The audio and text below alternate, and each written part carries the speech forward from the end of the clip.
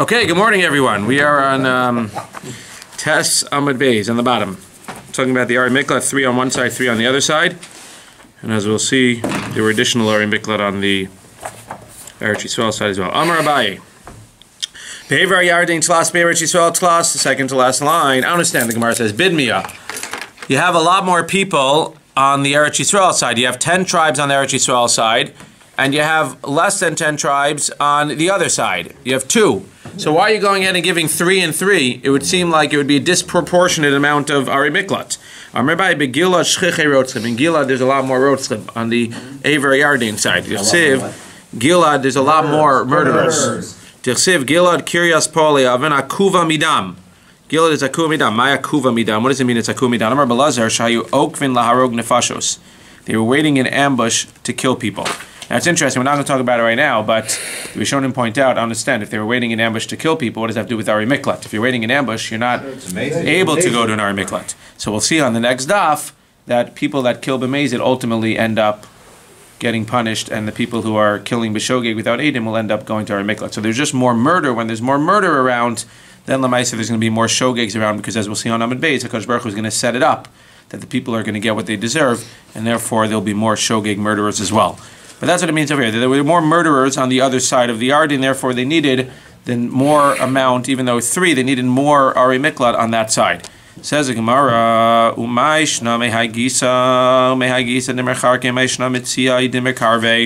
it asks another question. It says that we said yesterday that you have the border, then you have 1, 2, 3, and the border. So we said that from the border to the first one and from the border to the bottom one is going to be, let's just say, argument's sake, 10 miles. So if you're literally standing right by the border, you're going to have to run 10 miles to the Ari Miklat.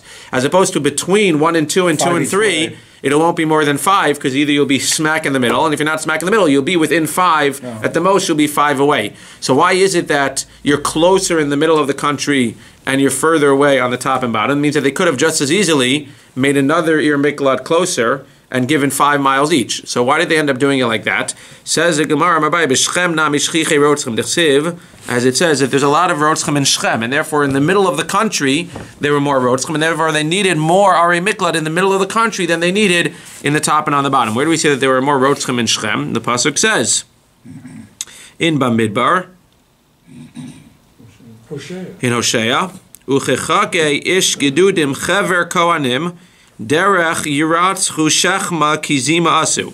You see the chever kohanim, and you see that they're killing in Shechem. Says the Gemara, my chever kohanim, Amar Belazar, shahayu mischabrin larog nefashos ke kohanim alalu, she mischabrin lachlo chumos bebeis hakranos. They used to kill people the same way that the kohanim would gather in the threshing floor to go ahead and split up the trumas.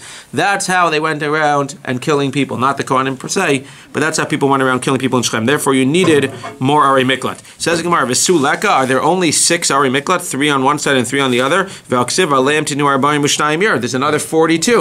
What's going on for the Levium ear and the Irim that were Levium, the cities of the Levium were Ari Miklat as well. There were 6 mega Ari Miklat and 42 not as mega Ari Miklat. What does that mean, 6 mega Ari Miklat? That means that these 6 Ari Miklat, 3 and 3, they would be koltos, they would protect the person whether he knew he was going there or not. That means if you kill b'shogeg, you know you have to run to an Ari Miklat. So let's say you know that you're in an Ari Miklat, then it'll save you. But if you don't know you're in an Ari Miklat, it's sort of like l'shem yichud kucha brichu. You have to have kavana that the Ari Miklat is coming to save you.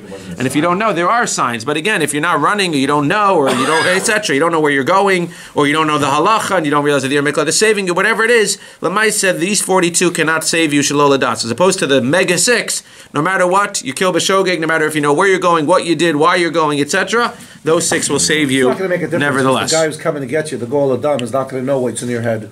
So he's not going to come into the 42 and shecht you, because he's not going to know that you don't know it's one. Correct. Of the, Correct. Really not practical. Correct. V'chevron ir miklatu. And the Gemara asks, V'chevron ir miklatu. Is Chevron and ir miklat? That means you're telling me that one of the ir miklats were Chevron. But we gave Chevron to Kalev. Kalev was not from the tribe of Levi, he was from the tribe of Yehuda. So how could it be that he got Chevron? Amabaye, Parvata dechsiv. he got the surrounding cities. Like it says,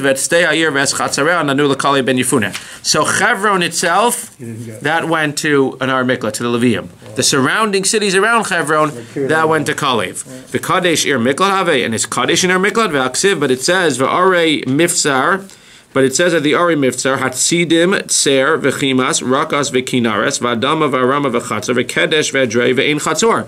You see that Kedesh was one of the Ari Mifsar. It was a fortified city. Vitanya, we know Ari Malalu ein osanasan lo tirin ketanim. We know that the Ari Mikla cannot be little fortified cities. Velo krachim gedom. They can't be big towns. Ela yaros beinonis. They have to be mid-sized cities, and we'll see in a second what that means. So they have to be mid-sized cities. So on one hand, you're telling me that Kadesh or Kidesh was one of the Ari Mikla. On the other hand, you're telling me that it was a fortified city. Fortified cities were not Ari Mikla. By definition, had to be a regular Beinoni mid-sized city. Says Gemara Yosef Tarti Kadshe Kadesh Havei. Ravashi could go in Salikum v'akrad de Salikum. Same thing. That the Kadesh itself, that was the Yer Miklat, and the surrounding areas around it, which were regular Ayaros Beinonis, those were, I'm sorry, Kadesh itself wasn't Ayaros Beinonis, and the ones surrounding it were the fortified cities. But the 6 Ari Miklat were not Ari Levim, they were just Ari Miklat, weren't they? They were Ari Miklat, but... Hebron is Levim, one of the original. But the 6 were also places where the Levium lived. No, I think so. Yeah, they part of the 42. No, I think they were in addition. I think that they got that. Again, you have to remember, when the Levium lived there, it didn't just mean Levium. It's not the 42 plus 6. Isn't it? The 6 are in the 42. No, it's 42 plus. No, it's 42 plus 6, I think. Yeah. That's why I'm asking. Are the Other people live there as well, but it sounds like the Gemara is saying that the 6, the fact that it's asking the question, it sounds like Levium were given 48 cities. It sounds like the 6 are also given to Levium as well. Right. Well, Levium are living everywhere, but again, there are non-Levium living there too, but it sounds like the 6 are also the Levium as well. So why is it called Arei Levim if anyone can live there? Again, they're given to the Levium, but other people live there. They have to rent. People can rent it. They're the ones who own it, and they don't have to let you in. That's right. Zok the Gemara, Gufa. You have to make them regular mid-sized cities. You have to put them near water. And if there's no water there, you have to bring them water. Rashi explains you have to build canals there. We want to make this an all-encompassing city. We don't want them to have to leave the city. We have to make sure that they're shukin. This is interesting. You have to put them near populated cities. Why? Because if there are no populated cities around there, what are we worried about? All of the Goel Adams are going to team up. They're going to come and they're going to ambush the city to kill all of the people that killed their relatives. So if the surrounding cities get weakened, then we have to go ahead and we have to make sure that they're fortified. We also want to make sure there's a lot of people in the city to protect again in case people are able to infiltrate the city. So first of all, what we see here clearly is what? We see clearly that we want to make it an all-encompassing city. We want to make sure that they have shukim and they have water and they have everything. This is obviously pre the Amazon days. With Amazon, there's nothing to worry about. You can have everything you need in the city itself. But Lamaisa, before Amazon, we wanted to make sure that they have all of the stuff. They want to have malls. They want to have everything. They want to be able to go ahead. Restaurants, malls. Are they allowed to sell weapons or not? So according to one opinion, they can't sell weapons or things for trapping, because what are we worried about? We have good security, like by the shul, we have good security, so they're going to come and they're going to try to get to the Ari Miklat. And Lamaisa, the Goel Adam, who's going to be there, is going to try to get to Ari Miklat. He's going to go into the Ari Miklat. He's not going to have anything on him. He's going to pass security. Right. He's going to walk into a shop in the Ari Miklat, buy a gun, and blow the guy away. Says, the Chachamim are not worried about that. Chachamim are not worried that he's going to walk into Ari Miklat and blow somebody away. So this is interesting. But they all seem to agree that you can't make special ropes and special traps, etc., in the Ari Miklat. What does that mean? That means it's one thing to say the guy's going to walk in and buy a gun and blow somebody away, because at the end of the day he could get a gun outside, he could get a gun inside, so Chamim are not worried. The other opinion is worried that no, the Maisa is not going to be able to sneak a gun in, but if he could buy one inside, he'll kill somebody. But according to the second thing, which everyone seems to agree with, we don't want to have specialty items in the Ari Miklat. That means we're trying to prevent outsiders, especially the Goel Adam, from having to come. If the only specialty rope store, the only specialty net store is in the Ari Miklat, so then the Goel Adam is going to come in. He's not necessarily coming in with the intention to kill anybody. He's going to be shopping in the store. He's going to come out to the parking lot and he's going to recognize the one who killed his relative, he's going to be so overcome with emotions, he's going to go ahead and kill him. So we're trying to prevent the Goel Adam from having to come into the Yer Miklat in the first place. That's what the Gemara is saying. At what level of relative are they permitted? Okay, that's a whole other discussion. We're not up to that yet. But Lamaisa, we're talking about a Goel Adam, the closest relative to the person who can kill. Says the Gemara, Amar Rabbi Yitzchak Mikra, what's the kra that we have to make it as homely as possible? V'nas el achas min aharim ha'el v'chai. Avid le'midid dehave le'chiyusa. They have to live, you have to make it livable for them. Tana, Talmud Shagala Megal Rabo Imo. Now we have another few lessons. If a Talmud is thrown into Golus, the Rebbe has to go with him. Shnamar v'chai, Avid le'midid dehave le'chiyusa. You have to give him life. What gives him life? Torah. Amr of Zeira, be careful as a Rebbe who you choose as students. Be careful who you teach, because if one of you guys gets in trouble, then I need to go to the Yer Miklat as well. I'm not moving nowhere, man. I'm not coming to you. Amr Rabbi Yochanan, Harav Shegal Megal Shivaso Imo. A Rav who's thrown into Gullus, you guys got to be careful as well. If I get thrown into Gullus, then you have to come to Gullus as well with me. Why? Inni. Why? Because again, we have to learn together in Gullus. Inni v'amar Rabbi Yochanan minayin l'divrei Torah shein koltin shenemaras batzar b'midbar uchsib basrei v'zos haTorah. Rabbi Yochanan, that's a very stark question. He says, you see that it talks about our Miklah and it says v'zos haTorah, and he learns that the Torah itself protects people, as we know. So what's he saying? He's saying if the Torah protects people, what does the Rebbe need an Yer Miklat for? Just let him teach Torah all day long, and the Torah, the teaching of the Torah itself, will do what the Yer Miklat will do. Says the Gemara, you're right. Lo kasha, haba-inna dasik ba, haba-inna dalasik ba. You're right. However, that's only when he's teaching Torah. If he would spend literally 24 hours a day, 7 days a week teaching Torah, he'll be totally protected from the Goel Adam. Does that mean halachically the Goel Adam won't be able to kill him, or does that just mean that HaKadosh Baruch Hu will protect him? Unclear. But the point is that he has to eat, he has to sleep, he has to go to the bathroom, he has to do all these other things, he has to shop. When he's doing all of those things, then he's not protected by the Torah, and therefore, Lamaisa, he needs to go into Yer Miklat so that he can be protected 24/7. It's like what happened to David Melech when he died. This is not going to give the example of David Melech. It's going to give a different example, but that's really a different thing. That's saying, what does it mean that he's kolin? Not that he's protected from the Goel Adam, like you're saying, he's protected from the Malach HaMavis.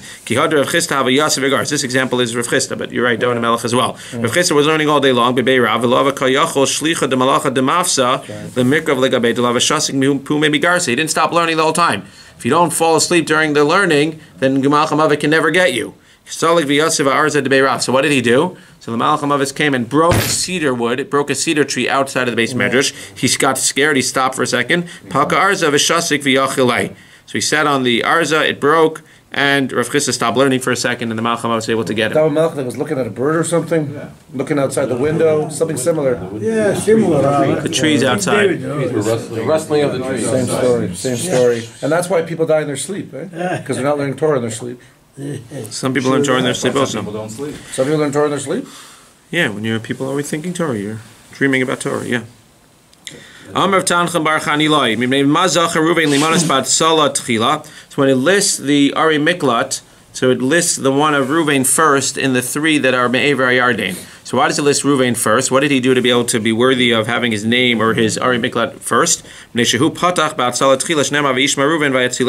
he's the one who suggested to save Yosef. And therefore he was rewarded with having his Yer Miklat mentioned first, or the one that was in his domain. What do you teach me when it says that the three that were in Ever Yarden were Mizrach HaShamesh? They were like near the Shamesh. They were shining like the Shamesh. So either HaKadosh Baruch Hu was telling Moshe, go shine the sun on the rotzchem, i.e. make sure that, like we were saying, they have all of their needs taken care of. Or he was saying Yasher Korach in the past, that you went ahead and you set up the Ari Miklat l'rotzchem. What does it mean? Ohev kesev liyispa kesev, that if you love money, you'll never be satisfied by money. Umi ohev be'amon, who likes or who loves a lot, lo tuvua, either will not have tuvua, or as many are going to explain, lo tuvua, lamid vav, to him is tuvua. So let's talk about the first part first. Ohev kesev liyispa kesev, ze Moshe ben Yoshe in shalosh arim shebever yarden koltos. He knew that his three that he set up would not go into function. Ad shelo nifchu shalosh beretz Canaan. Va'amar mitzvah sheba liyadai akimena. he loves kesef lo yispa kesef. He was not the type that would not yispa kesef. He was satisfied with what he had. And he understood even though when he set up the Ari Miklat, they weren't going to be functioning until after he died, he said, I have a chance to do a mitzvah now, I'm going to do it. Umi ohev be'amon lo tuah. What does it mean that a person who loves a lot will not have tuah? Lemi na'el lilamed be'amon. Who should be teaching a lot? Misha kol tuah shelo. That seems to be lo lamed vav tuah again. They're going to be some learning lamed aleph. They don't have tuah, and other learning they have tuah. Who should be teaching? Somebody that has a lot of tuah. That means if you have a lot of knowledge in Torah, in Nevi'im, in Ksuvin, in Mishnah, in Medrash, etc., then you should be lilamed behamon. You should be teaching others in public. Who should be praising God? Who's the one who should be praising God? Somebody who can go ahead and say all of HaKadosh Baruch Hu's Tehillah because he's learning. So a person who's learned should be around teaching a lot of other people. For Rabbanan V'Tamer Rabba Bar Meri Amar, it's interesting. Noach Weinberg in Esha Torah used to say, not exactly like this, he used to say that, and that was his whole mahalich by Eish, is that once you learn something, you teach it. This sounds like you only should be teaching a lot of people if you learn a lot. Rav Noach Weinberg was, you learn one thing, you teach it. All you know is Aleph Beis, go find somebody to teach you Aleph Beis too. All you know is Bereishis Bara Elokim, go find somebody to teach it. It's a very sodistic klal. You learn something, you teach it. First of all, it gets you to learn more, and it gets you to remember that which you learned. So don't ever feel that you can't give over something. Whatever you know, as much as you know, even if you don't know everything, Lamaisa, it's more than a lot of other people, and you're able to give to other people as well. It's a big yesod. Start teaching Daf Yomi. See, you learn once, you start teaching the Daf Yomi. Before you know, you'll be giving shir every day. Zak the Gemara. He's looking at me. I was looking at everybody. No. Zak the Gemara. For Rabbanim V'Tamer Rabba Bar Meri Amar Mi ohev be'amon lo tuah. What does that mean? The person who loves a lot will have tuah. Kol ohev be'amon lo tuah. Anybody who loves behamon will have tuah. What is the yud there? It gets rid of that. Rashi explains over here that this is talking about somebody who learns a lot of Torah, so then it'll go on to his children as well. Somebody's a Talmud Chacham, learns a lot of Torah, so then it'll be passed on to his children as well. He will have tfuah. Yavu be'Rabbanan inayu be'Rava brei Rabba. And they looked at Rava brei Rabba, who was sitting in the shir, and they said, look, you're a perfect example. You learn a lot of Torah, you give over a lot of Torah, and therefore you are zocha with Talmidei Chachamim in your family. Simanashi lilmod Ravina Lamed. Rav Ashi Amar. There's going to be a machlokas now, whether when you know a lot, you should be teaching a lot, or you're learning a lot. Let's see. Kol ha'oiv lilmod behamon lo tuah. You should be learning with a lot. What does it mean? You should be learning around a lot of people. What does it mean when it says in the pasuk, Cherev el habadim v'no alu? Cherev, the sword is to the badim, the people that sit by themselves, v'no alu, and they're fools. Cherev al savarei soneim shel tamidei chachamim. Again, anytime we're giving a curse to a Jew or a Talmid Chacham, we're going to call it the opposite. We're going to call it the clean language, Soneim shel Talmidei Chachamim, but really you're talking about Talmidei Chachamim. A cherev should go on the necks of the Talmidei Chachamim, sheyoshvin ve'otzkim b'Torah bad bebad. That's what it means. You should never learn by yourself. V'lo od ela shemitapshin. You're going to become dumb. Ksivacha v'noalu. It says you're going to become a fool. Ksivasam asher noalnu. You're going to become asher noalnu. V'lo od ela shachotin shneimar asher chatanu.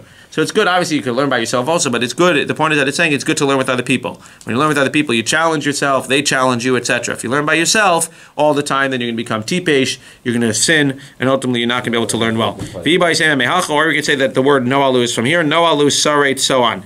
That the fools, again, it's talking about a fool, somebody learns by themselves. So he's understanding it to be learning by yourself. Lilmod, that's why it said, Siman Ashi, Lilmod, Ravina Lilamed. Ashi is learning about learning, it's important to learn with a lot of people. And Ravina is talking about it's important to teach a lot of people. Ravina Mar Kol ha'oiv lilamed be'amon lo tuah. It's good to teach a lot of people. V'hainu damar Rabbi, har beitor limati me rabosai, u'me chavera yoser mehem, u'mi talmidai yoser mikulan. I learned a lot from my Rabbeim, I learned even more from my friends, and I learned the most from my Talmidim. Okay. Yes. Zok the Gemara. Amar Yeshua ben Levi, my dechsiv omdos hayu ragleinu b'sharayich Yerushalayim. Another famous Gemara. Mi garam leragleinu sheyamdu la milchama. Who causes us to be able to stand and protect and be able to stand in war? Sharei Yerushalayim shayu oskim b'Torah. The walls of Yerushalayim, which symbolize the walls of the Beis Medrash, those who are learning and sitting and learning Torah, they're the ones who are ultimately protecting us. From Yeshua ben Levi, my dechsiv shir amal tzadvis amalti mali beis Hashem lilech. David says, I'm happy when they said to me, we want to go build the Beis HaMikdash. Amar Dav Kadosh Baruch Hu Ribono Shel Olam. Shamati b'nei Adam shayu omrim. The people were saying the following, says David, Masay yamu zakein zeh. When is that old man, i.e. me, David HaMelech, going to die? V'yavo Shlomo ben Novi They're all hoping that I'm going to die, says David HaMelech. And I'm happy, because I'm happy that they're excited for the Beis HaMikdash. What does HaKadosh Baruch Hu say back to him? They're all missing the point. You are even better 1,000 times than the Beis HaMikdash. Tov li yomecha shata osek b'Torah lefanai me'elef olo she'asit Shlomo bincha lahakir lefanai agab ha'mizbeach. You learning Torah, David HaMelech, is more important than 1,000 korbanos that are going to be brought on the temple altar. And therefore, the people who are davening and just saying, you just want the Beis HaMikdash, you want the Beis HaMikdash, and are not appreciating the value of learning Torah, are missing the point. So we said you have to make sure that there are no potholes in the road so that he can get to the Ari Miklat and fast. Tanya, Rabbi Eliezer ben Yaakov Omer, he adds, Miklat hayakasim aparshas drachim, like in the Wizard of Oz when the road splits. I don't know if that's true, but Miklat hayakasim aparshas drachim mideshiyakir otzeach v'yifnesh. I want to make sure there's also signs, very clear signs, so that nobody gets lost. We don't want anybody ever getting stuck in a pothole, getting a flat tire, or getting lost on the way to the Ar Miklat. Amar of Kahana Micro, what's the pasuk? Tachin lecha derech, aseh lecha hachana l'derech. Make preparations for the person. Rav Chama bar Chanina pasala pischalai parshat me'acha. When he would teach about Ari Miklat, he would always start with the following homiletic drush. Tov v'yashar Hashem al ken yorech chatayim baderech. Hashem is Tov, and therefore he leads Chatayim Baderech. Im lechatayim yorek kavachomer latzadikim.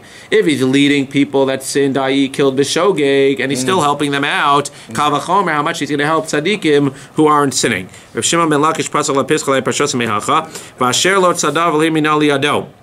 The person was not lying in wait, and HaKadosh Baruch Hu basically caused him to come to hit the other person. Kashayomar Mishel HaKadmoni Merishayim Yatzarash. Another pasuk.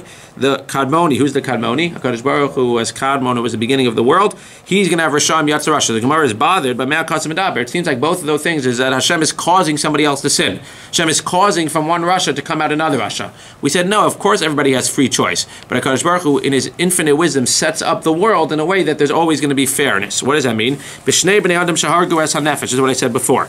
You have two people who killed. Echad hareg b'shogeg v'echad hareg b'mezid. You kill b'shogeg, I kill b'mezid. The problem is that there were no edim.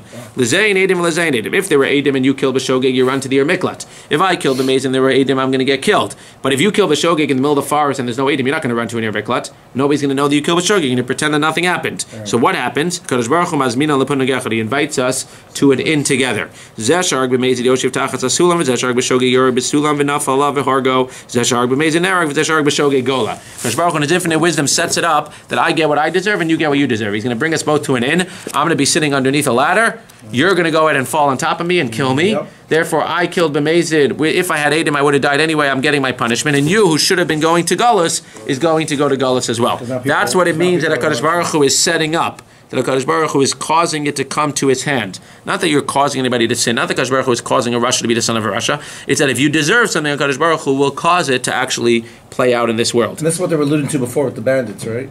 In that town where we're talking about the town and the bandits. We're talking about the fact that they're waiting in ambush. Yeah, that's not why you have an Ari Miklat. It's because since there's all the people waiting in ambush and they're going to get away with it, because Baruch Hu is going to set it up that there's going to be a lot of people, b'shogeg, they're going to fall on them on ladders. Yeah, exactly. That's what I believe the Rishonim said. Good.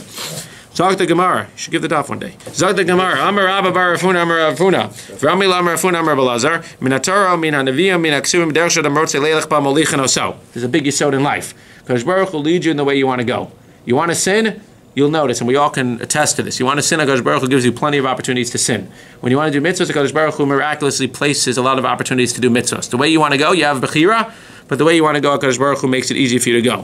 From the Torah we see this because He says, Bilam, don't go with them, and He says, go with them. What is HaKadosh Baruch Hu doing? He says, if you want to go with them, go. If you don't want to go with them, don't go.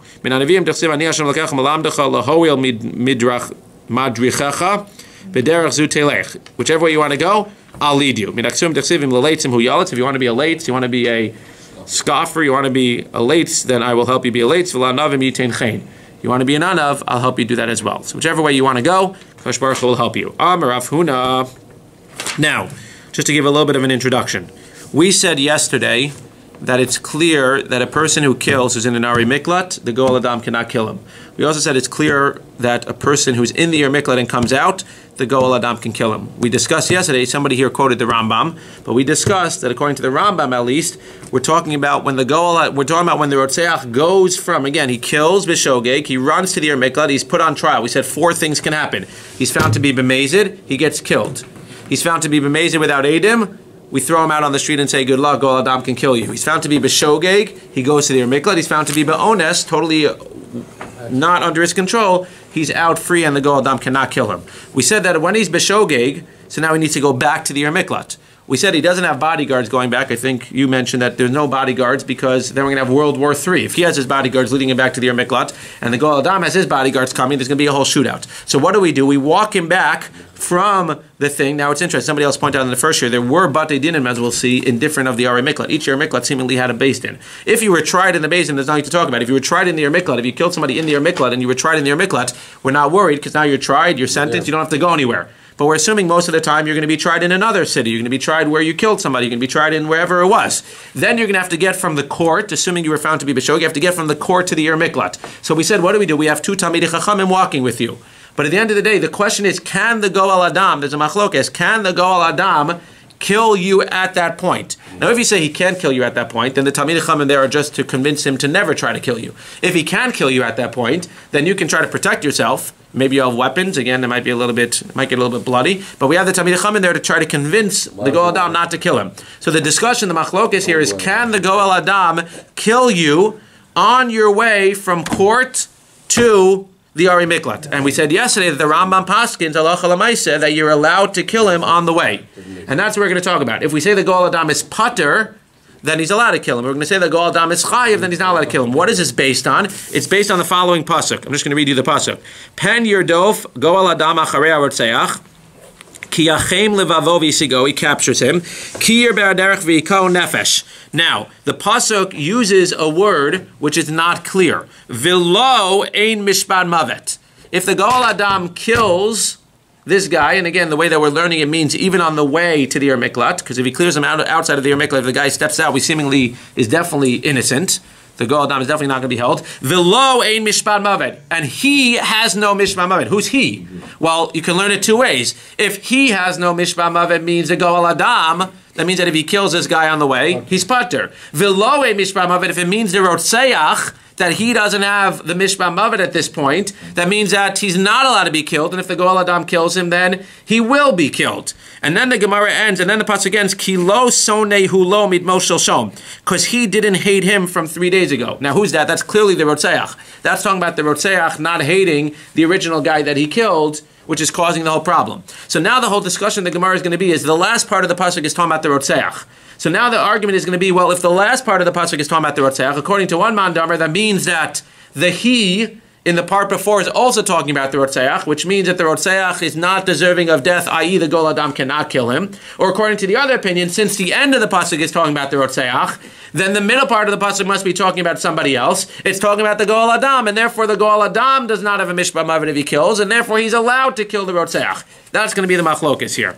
How do you know that the pasuk is not talking about the Goel Adam hated the guy? It doesn't matter, because it doesn't matter. There's no nafkamina whether the Goel Adam, according to the Gemara, it seems like there's no nafkamina. Whether the Goel Adam hated you or not, it doesn't matter. L'maaseh, if he didn't hate you, he's allowed to kill you, and if he hated you, he's allowed to kill you.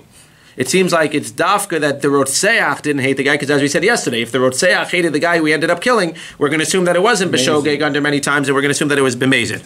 So now the Gemara says, Amar Afuna, rotzeach shegala le'er miklad umatzo Goel Adam, again seemingly on the way, v'hargo, he's pater. How's he learning? He's learning v'lo ein mishpat mavet, referring to the Goel Adam. Kisavar v'lo mishpat mavet b'Goel Adam hu dichsiv meisvei, says the Gemara, v'kasha v'lo ein mishpat mavet berotzeach hakasim medaber. At omer berotzeach ve'in ola b'Goel Adam kishehu omer, and the base changes this Masor Shas. It's not that pasuk. It's the pasuk we were just talking about. Kishehu omer, when it says ki lo sonei hu lo mitmo shel shom, that's have omer berotzeach hakasim medaber. That's clearly talking about the rotzeach. If that's the rotzeach, according to this man damar, then the middle one is also the rotzeach. It says the rotzeach doesn't have a mishpat mavet, i.e. the Goel Adam is not allowed to kill him. Hu da'amar ki aitana, so Rav Huna, when he says that the Goel Adam is allowed to kill him, he's holding like the other Tani, Ditanya v'lo ein mishpat mavet b'Goel Adam hakasim medaber. Ata omer b'Goel Adam hakasim medaber eino ela b'rotzeach kishe omer ki hu slot sonei hu lo mitmoshom arei rotzeach amar hamani mekayim v'lo ein mishpat mavet b'Goel Adam hakasim medaber. That's the back and forth. Again, the Gimel by Rav Huna seems to say that the Rambam, as we said yesterday, paskins that eina chanami, the Goel Adam v'lo ein mishpat mavet, the Goel Adam is allowed to kill the guy on the way. And I think that makes a lot of sense with the flow of the Gemara, because now the Gemara is going to go, Tnan, most in lo shnei talmidei chachamim shema yargenu b'derech v'yidaber elav. That's dafka. Again, the flow of the Gemara seems to be flowing in this direction, since we just seem to say that according, again, we have a machloket, but it seems like we're going to be passing like Rafuna, that the Goel Adam is allowed to kill him even on the way to the Ir Miklat. That's why, says the Tnan, now we're going to give him 2 Talmidei Chachamim to walk with him to the Ir Miklat, so that if the Goel Adam comes, they'll be able to convince him. What are they going to say to him? They're going to say, Don't do it. Don't kill him. Why? Because he killed B'shogeg. We just finished this whole court case. If he would have killed B'mezid, then there's hard to convince him. But the Goel Adam now knows that Beis-din decided, after doing all of their evaluation, they decided that this guy killed B'shogeg. Yeah, but they so can't the even say Talmidei the Chachamim guy. are going to say, But they can't even say the guy, don't kill him. It's against the Torah if you kill him. they're not going to say it's against the Torah, but they're going to say, have mercy on the guy. Lamaisi killed B'shogeg. It was an accident. Have mercy on the guy. He's going to say no. The Torah lets me kill him. I'm going to shoot him. I'm not sure he's going to say no. I'm not sure he's going to say. I'm not sure he's going to do that. Says the Gemara, most in lo shnei b'cham shemer yargenu b'derech v'yidaber elav. My love demasu beidikoto barkalahu. So the Gemara first learns that when it says that the 2 Talmidei Chachamim are going to talk to him, the Gemara learns, does talking to him not mean that they're going to warn him that if he kills the guy, he's going to get death, i.e. seeming to prove that the Goel Adam is not allowed to kill? Says the Gemara, lo, that's not what they're saying to him. Kedetanya v'yidaber elav devarim hara'uyim lo. Omrim lo, they're saying to him, al tinag bo minag shofchei damim b'shkaga b'masa liyado. Don't kill him. Give him a break. Have some mercy on him. He killed only B'shogeg. Rabbi Meir over, hu medaber al yidei atzmo. Shenemar v'zed devar tzeh. Rabbi Meir says, no, they don't have 2 Talmidei Chachamim walking with him. He walks by himself and he convinces the Goel Adam not to kill him. Says the other people, Amrlo harbe shlichus osa. No. When you have other people trying to convince him, they're going to be a lot more successful than the guy trying to convince him himself. Therefore, the Rabbanan say that we actually have the guys go with him. Amar Mar. Mar says that when these 2 Talmidei Chachamim are trying to convince a Goel Adam not to kill, they say, don't kill him, please. He's not, don't kill him. He killed B'shogeg. Says the Gemara, what do you mean you have to tell him that he killed B'shogeg? Pshita. Di b'mezid bar golasu. The fact that he's going to Golas, the Goel Adam knows that clearly Beis-din decided that he killed B'shogeg. The Goel Adam was in the courtroom. Says the Gemara, he wasn't necessarily there. Says the Gemara no. Right. The reason that they have to tell the Goel Adam that he killed B'shogeg is because there actually are people who run to the Ir Miklat b'mezid. Who runs to the Ir Miklat b'mezid? Either somebody that killed right away, which we said he's supposed to run right away, even if he killed b'mezid right away. And second of all, there were people who didn't know the halacha and they used to run b'mezid. So when these people, the Talmidei Chachamim, are talking to the Goel Adam, they're saying, this guy is a pure shogeg guy. He didn't run by accident. It's not just that he ran and then he was found to be b'mezid. This guy ran. He did what he was supposed to do. He was found to be b'shogeg, and therefore have mercy on him. I'm just saying it. I just said it outside. Like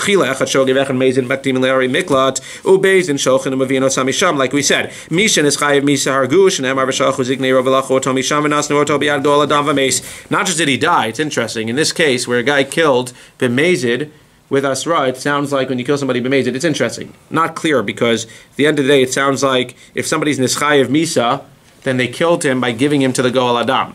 That's a whole other discussion. When we talk about in general, when somebody kills somebody else, they're chayev hereg. But it sounds like, I think there's a whole discussion, I don't remember in Sanhedrin, but there's a whole discussion that who does the hereg. I think there are opinions that say that the Goel Adam actually does the hereg.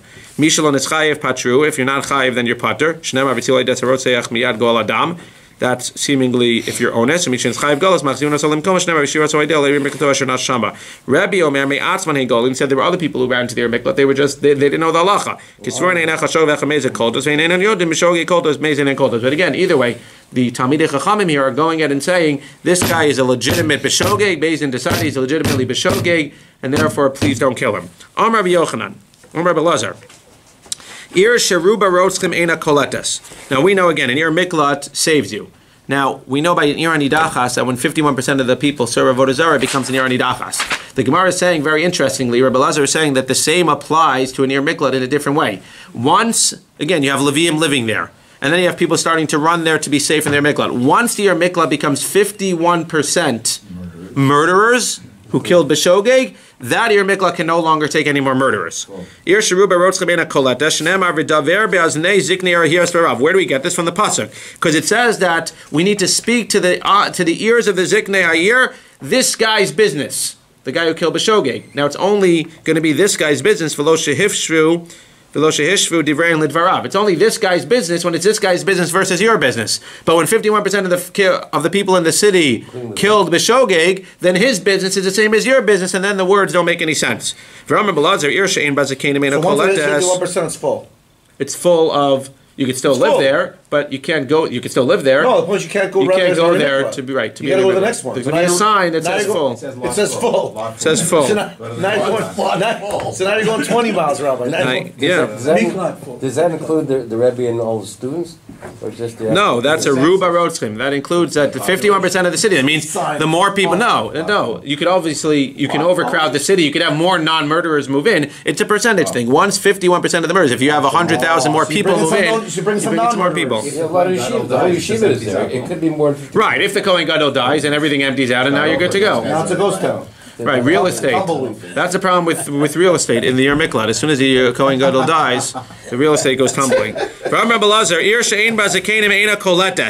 Now we said that the ear has to have zikanim. Now again, the way I understood this is that zikanim means you have to have a beit-din. Now it doesn't mean necessarily the guy's going to get tried there, but in general, in order to be an Yer Miklat, you need to have a beit-din in the ear. Why? Because the pasuk says ziknei ear. Idmar ear shein bazikanim ravami ravasi chadamar koletes chadamar ina koletes. What's the svar that it wouldn't be koletes? Lamandamar ina koletes, like we said, ba'ina ziknei ear veleka. The pasuk says you have to have ziknei ear, and if there's no ziknei ear, if there's no beit-din, it can't be an Yer Miklat. Lamandamar koletes mitzvah ba'alma. The one who says no, when the pasuk says you have to have ziknei ear, that's lichadchila. But if there is no ziknei ear, if there's no beit-din, it could still be an Yer Miklat. V'ir she'ein bazikanim ravami ravasi. Another thing, chanamar nasaba ben sorer mor, v'chanamar ein nasaba ben sorer mor. It also says by ben sorer mor that you have to speak to the ziknei ear. So the question is that lichadchila, but b'diavad you could still have a ben sorer mor, or even b'diavad if you don't have a ziknei ear, then you can't have a ben sorer mor in that city. L'man damar ein nasaba ben sorer mor, ba'inan ziknei ear v'leka. L'man damar nasaba ben sorer mor mitzvah be'alma. V'ir she'ein bazikanim ravami ravasi chadamar mevia egla rufa v'chadamar ein mevia egla rufa. We said that if you find a dead body in between two cities, the one that is closest to needs to bring the egla rufa and they have to decapitate the head. The problem is that it says that who does that? The ziknei ear. So the one who says that if you have ziknei ear, then you can do it. The other one says even if you don't have ziknei ear, b'diavad, you could still do it. L'man damar ein mevia egla rufa ba'inan ziknei ear hiva leka. L'man damar mevia egla rufa mitzvah be'alma. Amar Rav Chama bar Chanina. We'll end with this. Mipnei ma'nemra parshanut-torah-comment belashon Aza. Top of Yud Aleph and Aleph. When it spoke about the Parshas Roshchem by Yoshua, when HaKadosh Baruch Hu was telling it over to Yoshua, it always says Vayomer Hashem el Yoshua. Over here, it uses a much stricter and harsher language. Vayidaber is harsher than Vayomer. So why does it talk about the Ari Miklat with Vayidaber? Vayidaber Hashem el Yoshua lemor daber el bnei Yisrael lemor t'nulachem es Ari Miklat asher dibarti aleichem mipnei shehein shel Torah. Because everything else that HaKadosh Baruch Hu was telling Yoshua was not min HaTorah. It was obviously min ha-neviim, it was the Rabbanan, it was other things. But this, when he's reviewing that which was given as a mitzvah in the Torah, then he started to use a much harsher language. L'meimer dechol dibur lashon kasha.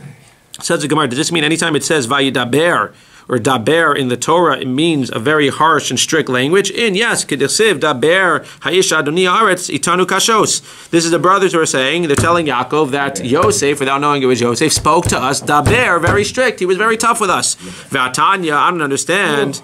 Nidabru in Nidberu ein nidberu el lashon nachas v'cheinu omer yad ber amim tachteinu. You see that the nations at the end of days are going to talk very nicely benachas about HaKadosh Baruch Hu. You see that on one hand the word daber is very harsh, on the other hand the word daber is very nice benachas. Daber l'chud yidaber or yad ber l'chud. When it says daber, go speak, that's very harsh. That's what HaKadosh Baruch Hu said to Yoshua. Daber al bnei Yisrael, and be very strict with them. And be very strong with them about the Ari Miklat, because that's a deraisa. That's something from the Torah. When it talks about yidaber or yad ber amim tachteinu, that's talking about speaking benachas. Beautiful.